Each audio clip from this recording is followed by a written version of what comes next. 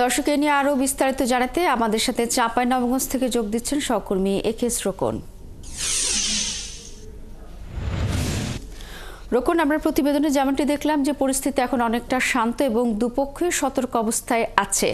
সীমান্তবাসীর নিরাপত্তা নিশ্চিত করতে আসলে কি ধরনের পদক্ষেপ নেওয়া হয়েছে সেটি জানতে চাই, এবং সাধারণ মানুষ এই যে একটি উত্তেজনাকর পরিস্থিতি ছিল গত কয়েকদিন, সে নিয়ে কি ধরনের প্রতিক্রিয়া দেখাচ্ছেন?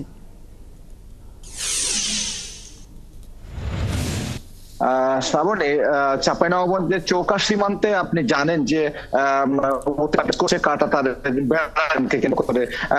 গত 3 দিন থেকে অবস্থা বিরাজ করছে, তবে আজকে পরিস্থিতি অনেকটা ভালো রয়েছে।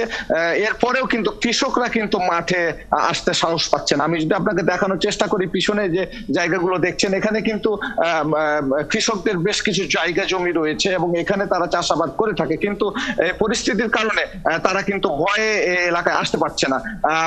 তবে বিজেপির পক্ষ থেকে আশ্বস্ত করা হয়েছে যে কৃষকরা কিন্তু এখন মাঠে যেতে পারবে, এবং বিএসএফ এর পক্ষ থেকে তাদের আশ্বাস দেওয়া হয়েছে যে উচ্চ পর্যায়ের প্রতিনিধিদের মাধ্যমে যে সিদ্ধান্ত আসবে তারপরই কাঁটাতারের বেড়া নির্মাণের সিদ্ধান্ত হবে।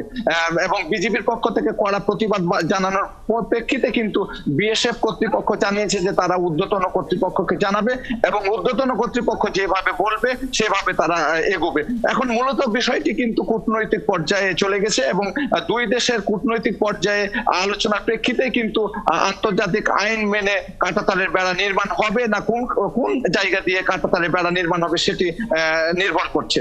আর আপনি যে বিষয়টি জানতে চাচ্ছিলেন যে সীমান্ত এলাকা কিন্তু বর্তমানে বেশ শান্ত রয়েছে। দুই পাশে যেভাবে জনগণ বা দুই দেশের নাগরিকরা যেভাবে উত্তেজিত অবস্থায় পাকিস্তানি অবস্থান করছিল, তারা সবাই নিজ নিজ বাড়িতে ফিরে গেছে এবং বিজেপির সতর্ক টহল কিন্তু এখনো অব্যাহত রয়েছে। অপরদিকে বিএসএফ এর পক্ষ থেকে যে বাড়তি নজরদারি ছিল সেটি তারা প্রত্যাহার করেছে।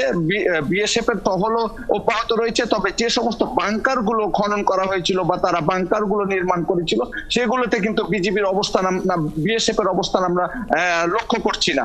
এই ছিল আমার কাছে সীমান্তের সর্বশেষ অবস্থা। শ্রাবণী, একেএস রোকন, আপনাকে অসংখ্য ধন্যবাদ। আমরা আপনার মাধ্যমে চাঁপাইনবাবগঞ্জ সীমান্তে বিজেপি এবং বিএসএফ এর যে সাম্প্রতিক যে উত্তেজনা এবং আজকের পরিস্থিতি শান্ত আছে সেই বিষয়ে সবশেষ তথ্য জেনে নিলাম।